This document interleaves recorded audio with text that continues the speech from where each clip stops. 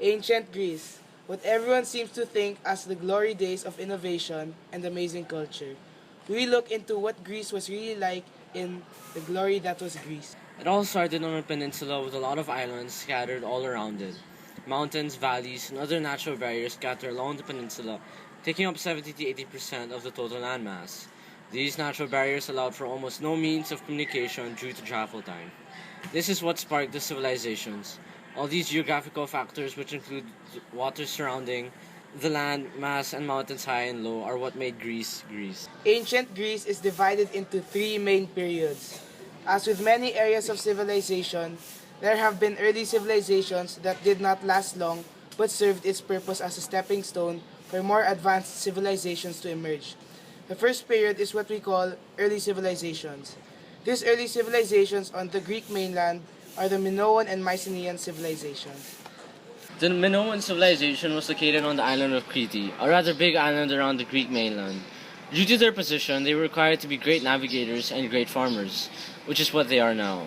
Their capital was set at Knossos, with a palace of political, social, and economic organization, which is now simply known as a government.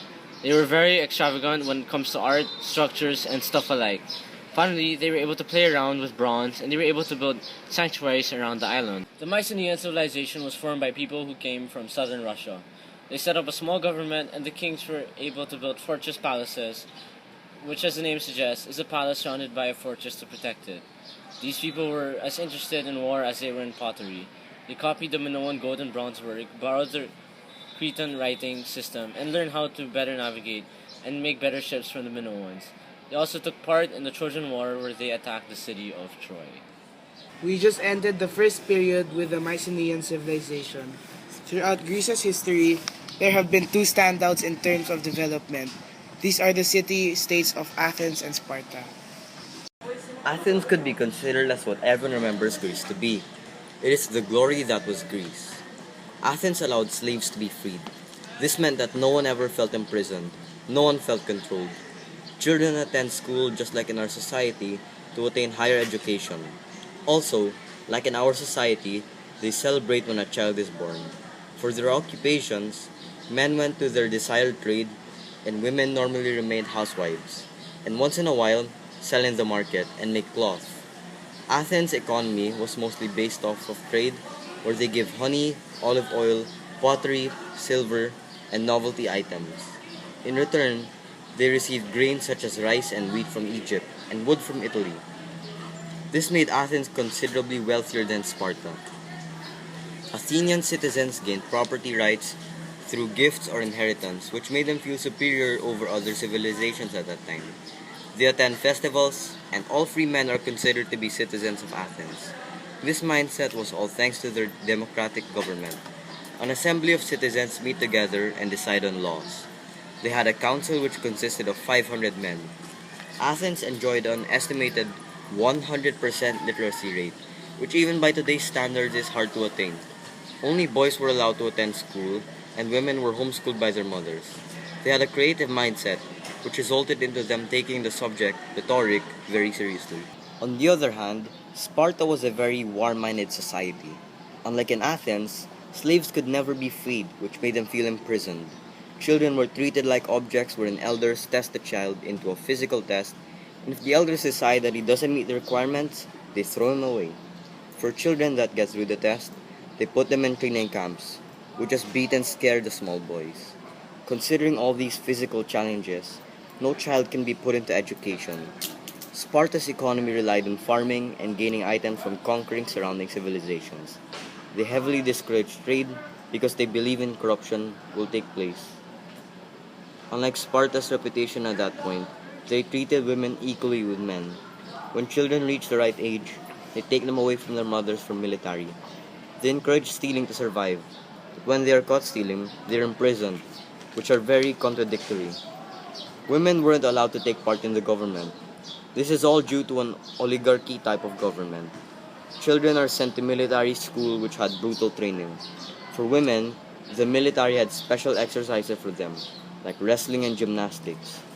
Literacy did not matter too much for them, unlike in Athens.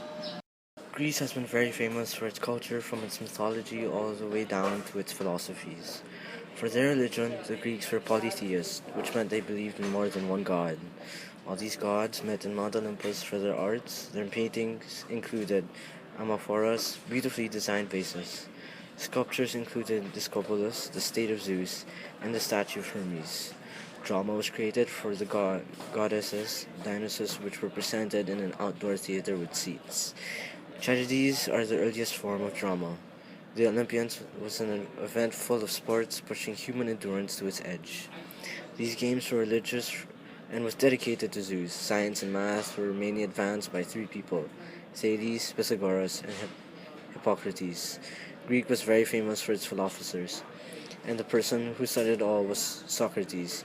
He likes to appear ignorant, he asked lots of questions, and he left no writings. This was the foundation for the Socratic method many professors and teachers use today. He also served as the mentor of the second of the three greatest Greek philosophers, Plato. He believed that everything had ideal forms and reasoning. Again, he served as a mentor for the last of the three greatest Greek philosophers, Aristotle. Aristotle was famous for his empirical or experience-based approach to studying nature and history of our four causes. He ended up as a tutor of Alexander the Great. This preview of culture will give us a better glimpse on what we could expect on the third major period of ancient Greece, the Hellenistic Age. Alexander the Great is the son of King Philip II and Queen Olympia. This man, as you may have remembered, was tutored by Aristotle.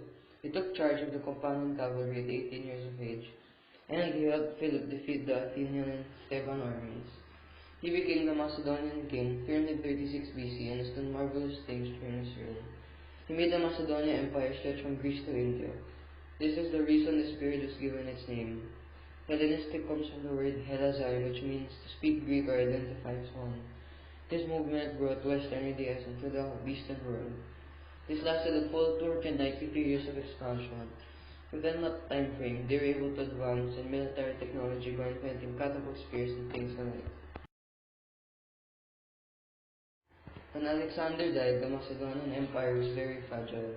His generals, known as the Diadochoi, divided the lands that Alexander conquered. These later formed into multiple city-states, namely the Seleucids of Syria and Persia, the Ptolemies of Egypt, and the Antigonids of Greece and Macedonia. They are not under one governance, but they did share some similarities, in a way that they have a Greek culture embedded in them. All of them wanted to show off their wealth by building extravagant buildings. Throughout all these years, we see many similarities even though they are very separated in their terms of their time frame. This is the glory that was Greece.